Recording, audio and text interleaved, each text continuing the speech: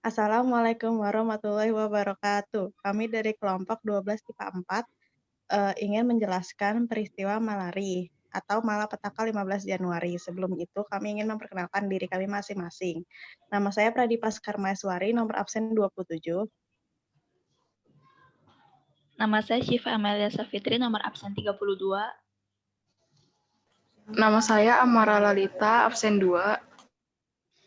Nama saya Asti Rahmana Kalista, absen 5. Nama saya Leoni Dwi, absen 18. Nama saya Kalista Hana Gantari, absen 8.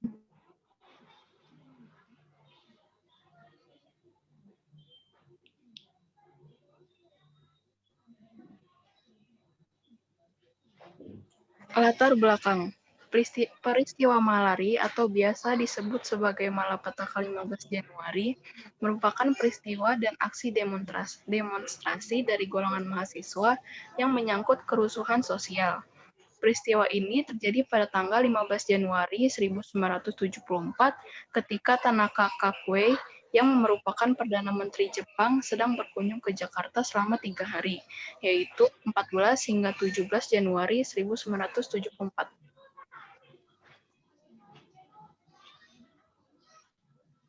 Latar belakangnya dari aksi ini diantaranya adalah yang pertama, adanya penolakan terhadap eksisnya produk-produk dari Jepang yang beredar di Indonesia. Program pembangunan besar-besaran yang dilakukan Presiden Soeharto pada masa itu memiliki kendala adanya hutang pada masa pemerintahan Soekarno. Oleh karena itu, Soeharto ingin menutupinya dengan memasukkan investor dari negara lain. Walaupun sebelumnya Amerika Serikat sudah lebih dulu menjadi investor, namun kenyataannya produk-produk dari Jepanglah yang mendominasi. Maka sebab itulah yang menimbulkan slogan anti-asing di kalangan mahasiswa pendemonstran. Mahasiswa melakukan demonstrasi serta turun ke jalan dengan tujuan mengkritik kebijakan ekonomi yang dianggap berpihak kepada investasi asing.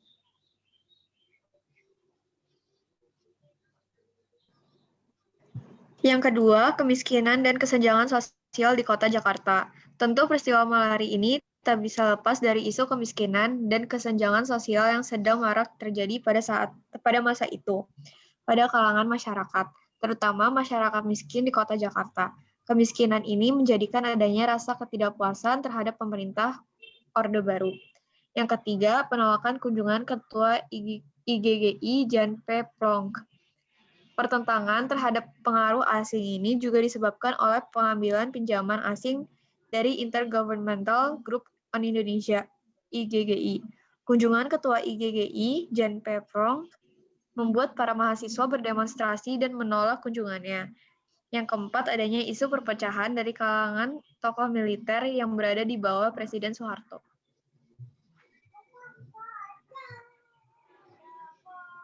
Jalan peristiwa.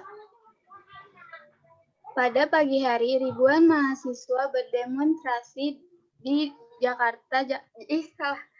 Pada pagi hari, ribuan mahasiswa berdemonstrasi di jalan-jalan Jakarta, menyerukan harga yang lebih murah, diakhirinya korupsi, dan pembubaran ASPRI.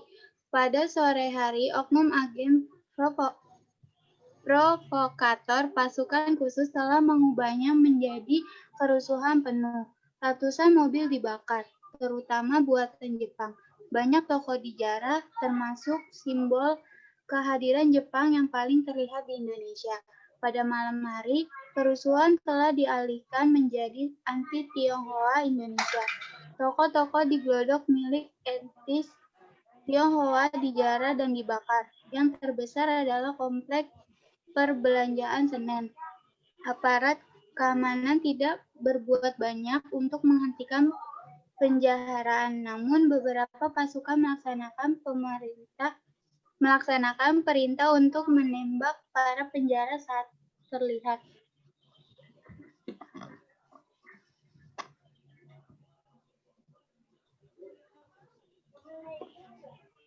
Selama konflik sipil berlangsung, 11 orang tewas, 17 luka parah, 120 luka ringan, dan sekitar 770 orang ditangkap. Hampir 1.000 kendaraan bermotor rusak dan 140 bangunan hancur atau terbakar. Pasca peristiwa Malari, Orde Baru menjadi represif dan lebih cepat bertindak ketika warga menyatakan perbedaan pendapat, termasuk melalui demonstrasi. Seminggu setelah insiden Malari, Orde Baru menghadirkan paket peraturan yang dimaksud untuk memajukan kepentingan ekonomi penduduk asli Indonesia.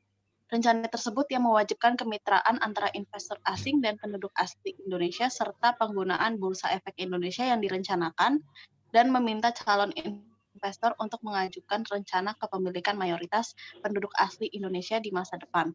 Diterima dengan baik oleh publik dan membungkam kritik. Respon pemerintah. Respon pemerintah terhadap peristiwa Malari, kerusuhan Malari tentunya menjadi tamparan keras bagi pemerintah. Apalagi kerusuhan tersebut terjadi tepat ketika Perdana Menteri Jepang, Kakuei Tanaka, mengunjungi Indonesia. Soeharto malu dan marah besar terhadap aksi para mahasiswa sehingga menyuruh segenap jenderal untuk melakukan tindakan terhadap para mahasiswa. Soeharto memberhentikan Sumitro sebagai Pangkopkamtib dan mengambil alih jabatan tersebut. Karena peristiwa tersebut mencoreng nama pemerintah di kalangan internasional, maka Soeharto mulai membatasi lingkup mahasiswa di kampus. Mahasiswa dilarang bergerombol tanpa adanya tujuan yang jelas. Selain itu, mahasiswa juga dibatasi geraknya dalam berpolitikan di kampus. Selain itu, pemerintah juga membatasi jam malam bagi kehidupan kampus.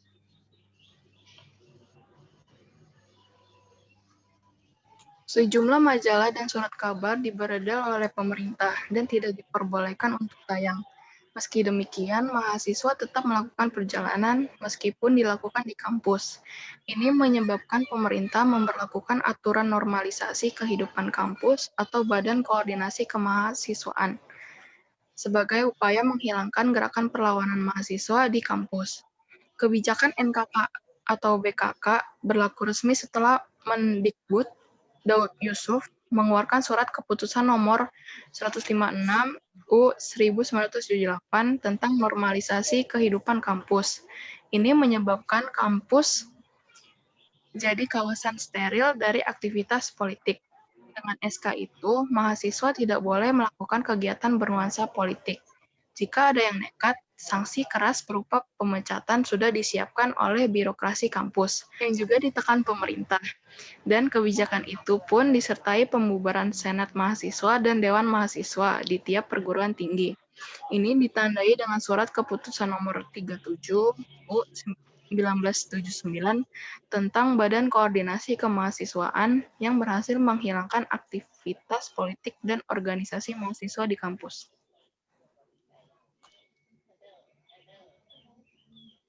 Saksi-saksi peristiwa.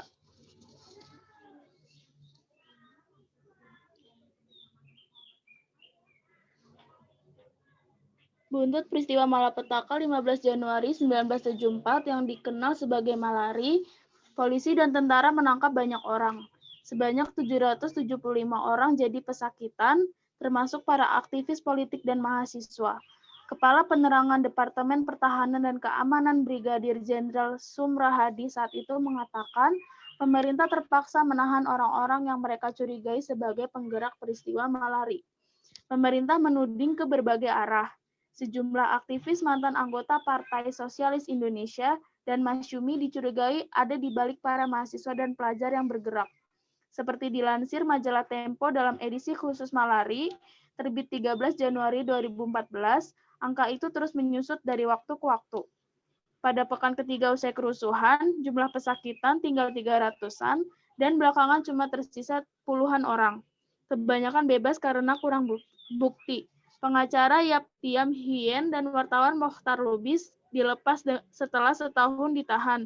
Pengacara Adnan Buyung Nasution dibebaskan pada Oktober 1975 bersama 11 mahasiswa, diantaranya Judil Heri Justam, Theo Sambuaga, Bambang Sulistomo, Eko Jatmiko, Yesi Monika, dan Remi Leimena.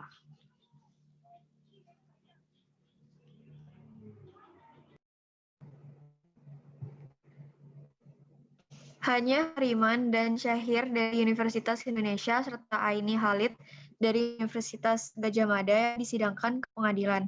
Mereka dituduh melakukan perbuatan subversi dan makar. Jaksa menggunakan pernyataan Hariman dan Syahir dalam sejumlah pertemuan Dewan Mahasiswa UI dan gerakan diskusi UI untuk menjerat keduanya sebagai koordinator lapangan dan otak peristiwa itu. Dalam persidangan, sejumlah saksi menarik keterangannya di berita acara pemeriksaan. Ada yang mengaku tak sadar dan merasa terancam saat memberikan kesaksian. Beberapa yang lain tak tahu keterangannya digunakan untuk menjerat Hariman dan Syahrir. Jaksa akhirnya bergantung pada informasi intelijen operasi khusus. Meski tak cukup bukti menggerakkan kerusuhan, Hariman dijatuhi hukuman 6,5 tahun penjara pada 21 Desember 1974. Hakim menganggap kelalaiannya telah berujung pada aksi pembakaran dan perusakan. Kelalaian ini sama seperti kelalaian seseorang yang membeli arloji di pinggir jalan, padahal tahu di Jakarta sering ada penjamretan. Kata si Burian seperti dikutip Majalah Tempo edisi 28 Desember 1974. Kamis malam 12 Juni 1975, Majelis Hakim yang dipimpin Anton Abdurrahman Putra juga menjatuhkan hukuman 6 tahun 6 bulan penjara buat Syahrir. Sedangkan Aini divonis 2 tahun 2 bulan. Yang terjadi kepada tokoh. Dari peristiwa ini terlahir seorang sosok aktivis mahasiswa yang menjadi simbol Malari hingga saat ini, Hariman Siregar. Ketua Dewan Mahasiswa Universitas Indonesia itu bersama rekan-rekan mahasiswa lainnya dituding menjadi otak pelaku kerusuhan tersebut.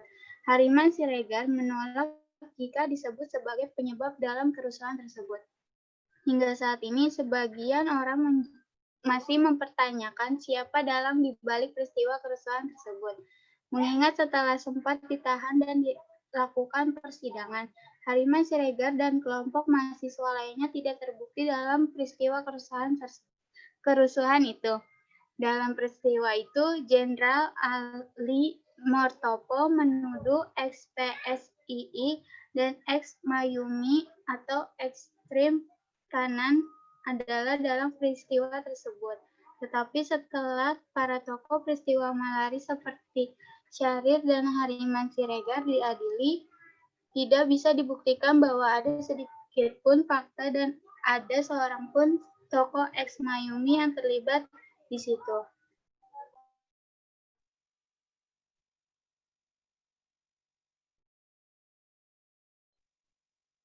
Terima kasih, sekian dari kelompok kami. Kurang lebihnya mohon maaf. Wassalamualaikum warahmatullahi wabarakatuh.